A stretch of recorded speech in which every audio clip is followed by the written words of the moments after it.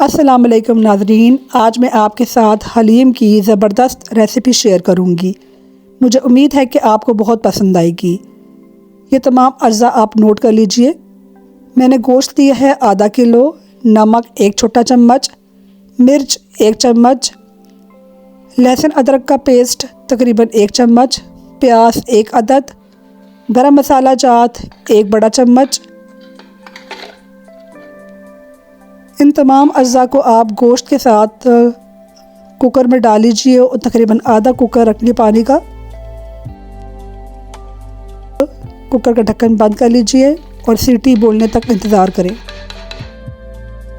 جب آپ کا گوشت مکمل طور پہ گل جائے گا تو پھر آپ نے کوکر آرام سے کھولنا ہے، اور کھولنے کے بعد آپ نے اس کو تمام گوشت نکال کر آپ نے اس کو لنگری میں کوٹنا ہے۔ گوشت کا یہ سوپ بعد میں حلیم بنانے کے کام آئے گا۔ گوشت کو نکال کے آپ نے لنگری میں باریک باریک پیس لینا ہے کہ اس کے لمبے لمبے ریشے حلیم میں فیل ہوں۔ اور اب آپ نے کسی بھی اچھے برانڈ کا حلیم مکس مسالہ، کوئک حلیم مکس مسالہ آپ نے لینا ہے، اور اس کا جو یخنی تھی، گوشت کی یخنی، اس میں آپ نے اس کا پاؤڈر شامل کر لیجئے۔ پاؤڈر شامل کرنے کے بعد آپ نے اس کو صحیح طریقے سے مکس کرنا ہے اور تیز آنچ پہ رکھ کے اس کو پکانا ہے، اور تمام اس کے لمس آپ نے کوٹ کر آپ نے ریموو کر لینے ہیں۔ جب آپ کا صحیح طریقے سے سموتھ پاؤڈر ہو جائے اور بیٹر سموتھ بن جائے آپ کا، تو اس کے بعد تب تک آپ نے اس کو چلاتے رہنا ہے چمچہ۔ ایک کوئک حلیم مکس مسالے کے ڈبے کے اندر ایک پاؤڈر کا ڈبہ نکلتا ہے جو کہ آپ نے گرم سوپ میں ڈال کے پکانا ہوتا ہے۔ اس کے علاوہ ایک چھوٹا سا ساشا نکلتا ہے، وہ ساشا مسالے کا ہوتا ہے۔ آپ کو جتنی تیز مرچیں چاہیے اس لحاظ سے آپ وہ ساشا ڈال دیجئے۔ میں تقریباً آدھے سے پونا ساشا استعمال کرتی ہوں۔ صحیح طریقے سے آپ نے گوشت کو میش کر لینا ہے، لنگری میں ڈال کے کوٹ لیجئے یا ہاتھوں سے اس کے ریشے الگ کر لیجئے۔ گوشت آپ نے دیکھا ہے کہ گوشت کے اندر پیاز، ادرک، لہسن بھی شامل ہے۔ اب آپ نے وہ جو آپ نے پاؤڈر والا ایک بیٹر بنایا تھا، اس میں اس گوشت کو شامل کر لیجئے، اور اس میں آپ تقریباً آدھے سے پونا کپ تیل کا بھی ڈال لیجئے۔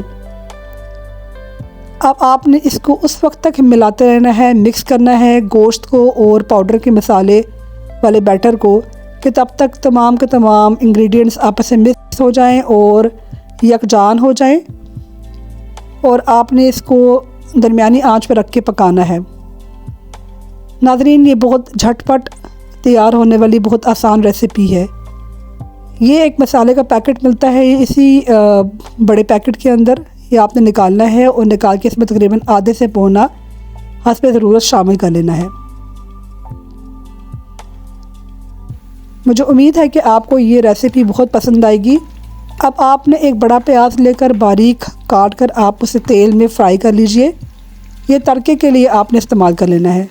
جب فرائی ہو جائے گا پیاز، گولڈن خوبصورت طریقے سے فرائی ہو جائے گا، تو پھر آپ نے اس کو تیل میں سے نکال کر توے پہ بکھیر لیجئے تاکہ تھوڑا سا اس میں اکڑا پن آ جائے۔ ناظرین، تقریباً 15 منٹ تک آپ نے 15 سے 20 منٹ تک آپ نے حلیم کو پکانا ہے۔ اس میں آپ تیل بھی شامل کر لیجئے گا۔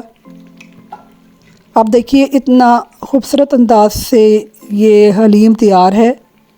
اس کے ریشے باریک باریک ریشے الگ الگ ہوئے ہوئے ہیں۔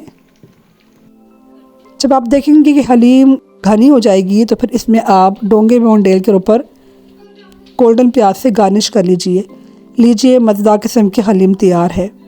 مجھے امید ہے کہ آپ کو میری ریسیپی بہت پسند آئے گی۔ اپنا بہت خیال رکھیے اور دعاؤں میں یاد رکھیے۔ اللہ حافظ۔